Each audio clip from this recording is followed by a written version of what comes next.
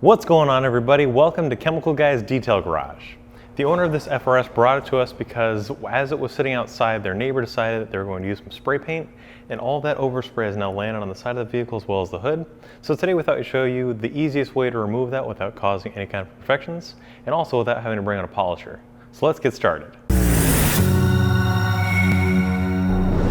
So like I had mentioned, there's a ton of contamination in the pores of the paint. I'm going to lean down here and just show you guys a real quick demonstration of what it sounds like. You can hear it sounds very rough, and that's all the contaminants stuck on the pores of the paint as well as on the surface of the clear coat, and it gives that really rough sound.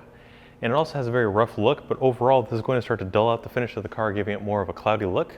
So to start, we're going to use our EcoSmart, which is a waterless wash solution that we've already diluted in our Mr. Sprayer. And we're just going to clean away any of the heavier loose debris,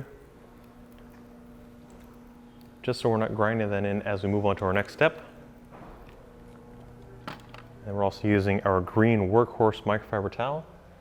And I like to start in the center and work my way out, but as we wipe, we're going to roll the towel, which creates a new edge. This way we're not grinding any of this abrasive particles into the paintwork, causing scratches. But the paint feels really rough. The towel kind of drags on it, and it sounds pretty grimy. So it's important to remove this kind of stuff, not only because it looks awful, but also this is going to start clouding up the paintwork, and this is going to make it easier for dust and all kinds of other fallout to stick to the surface. So by cleaning it, this is going to give it the best chance of looking at its finest for as long as possible.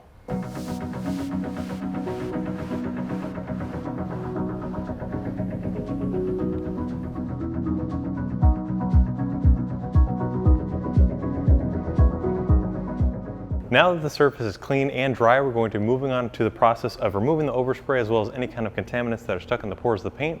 And to do that, we're going to be using our medium clay bar.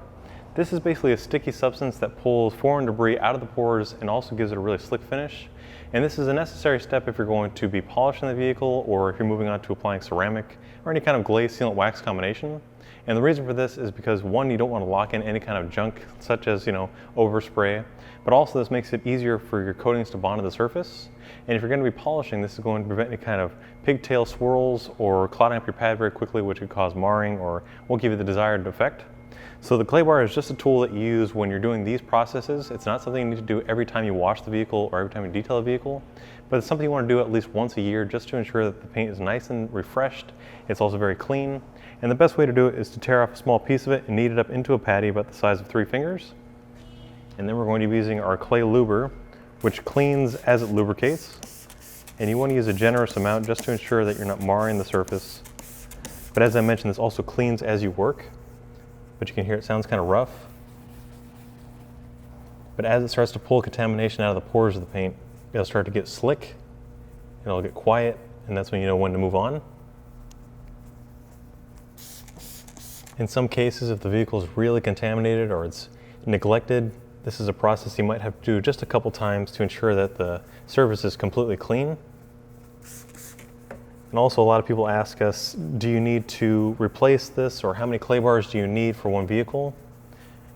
If you use it properly, meaning that you tear off a small piece and you knead that up and roll it as necessary, one clay bar is plenty to do 10 to 15 vehicles. You can just see all the contamination we're already picking up there. But basically, if you drop this on the ground, you're for sure going to want to throw this away, because this is just like a piece of gum where it'll start picking up the debris from the ground. And if you were to put that on your vehicle, it's going to start scratching it, marring it very easily. But also, if you roll it and knead it continually until you can't find a clean side, that's also when you know when it's time to replace it. But like I had mentioned, by using a small piece, this one will save you a clay bar, because say you drop the whole bar, then you have to replace the whole bar. But also this gives you extra just in case you run out halfway during a job or halfway during your detail. This way you don't have just half of your hood or half of your vehicle decontaminated. But you can see how the clay luber turns a little bit brown or a little kind of milky or cloudy.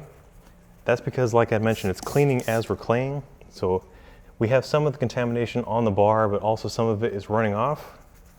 And that's what gives it that dirty look. And already the paint feels a lot smoother. It's very slick. And you can use this on your painted surfaces, you can use it on glass, chrome, such as your wheels and bumpers. Essentially anything that's painted, shiny, or clear. Look at all that contamination. This is all the overspray mixed with the contamination and fallout that gives your car that really cloudy look and that really rough feeling. So I'm going to continue the same process to extract all the contamination out of the pores of the paint on this FRS.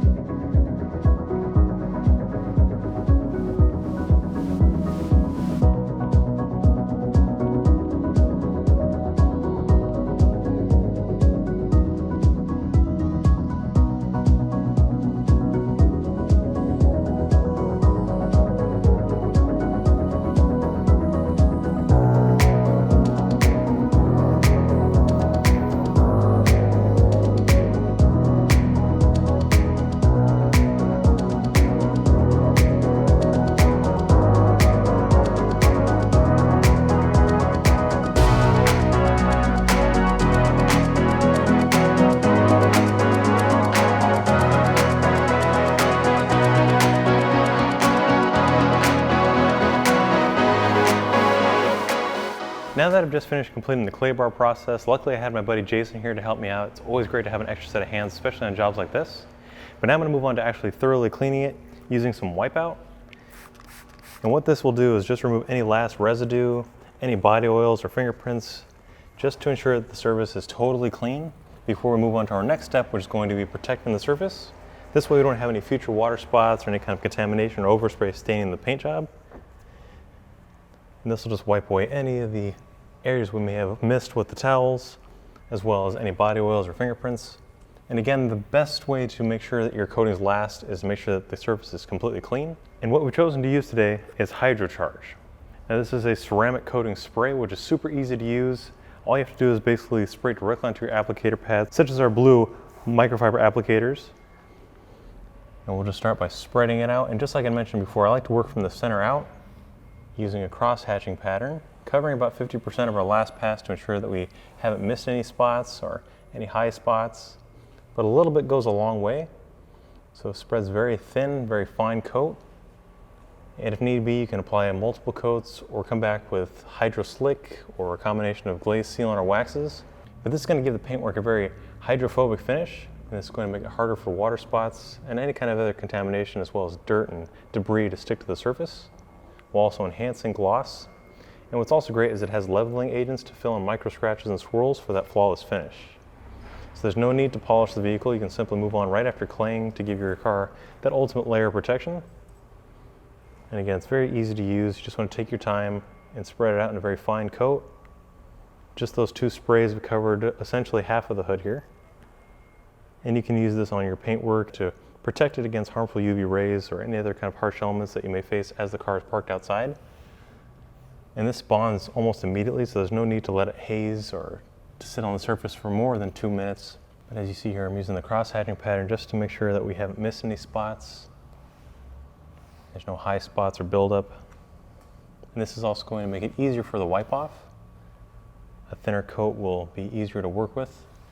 And also, if you think about it, only that initial layer that's touching the surface is what we're using, so there's no need to put a heavy buildup or a lot in one area. So now I'm going to let this bond to the surface, and I'm going to have Jason come back and help me out with the rest of the hood as well as the rest of the vehicle, and then we're going to get this thing looking its best. But in the meantime, you guys can check out these products on our website, chemicalguys.com, or your local detail garage. If you guys appreciated today's video, be sure to give it a thumbs up. Drop your comments down below for any future videos or anything else you guys want to talk about. We'll see you next time.